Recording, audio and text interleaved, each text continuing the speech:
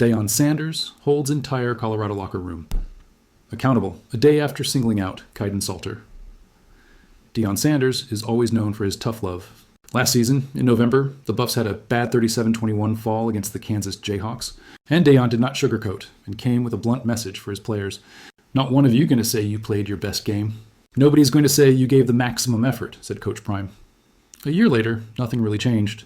After week 4, Colorado stands with 2 wins and 2 losses. And somehow, Deion is not happy with his players being just enough to keep their boats floating. But this time, he ditched a locker room setting to send his message to his players. After beating Wyoming, Colorado sits number 14 in the Big 12 with a 3.4 FPI, ahead of 2-2 West Virginia and 1-2 Oklahoma State.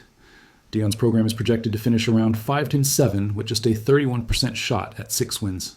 With 2 losses already, including 1 in conference play, their Big 12 title and CFP hopes sit at a slim 0.1%. Now that they are going to face BYU on September 27th, Deion held his players accountable.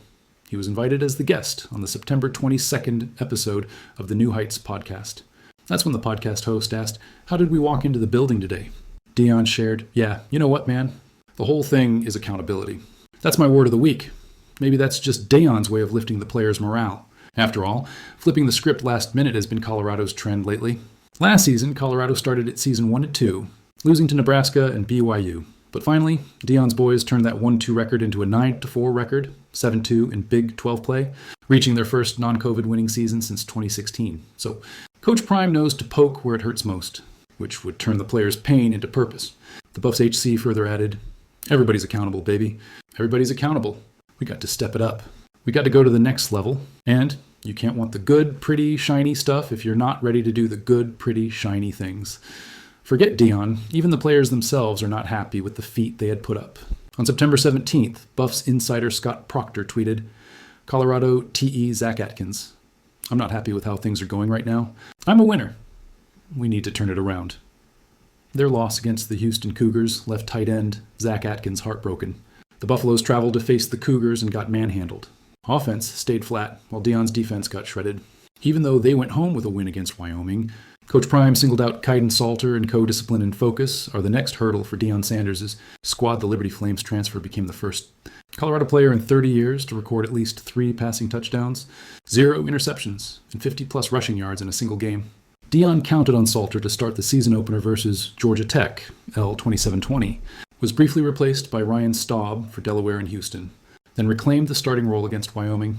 But even then, they failed to woo Deion 100%.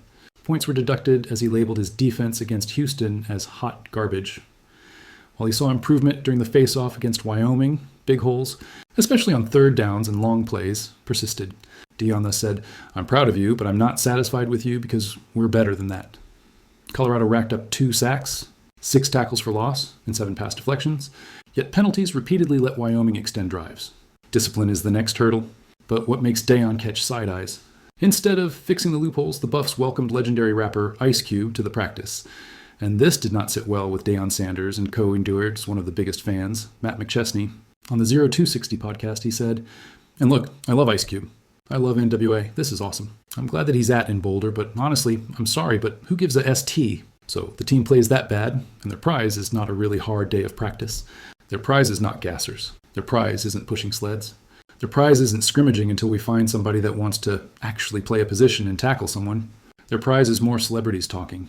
Let's see if Colorado can wipe their slate clean."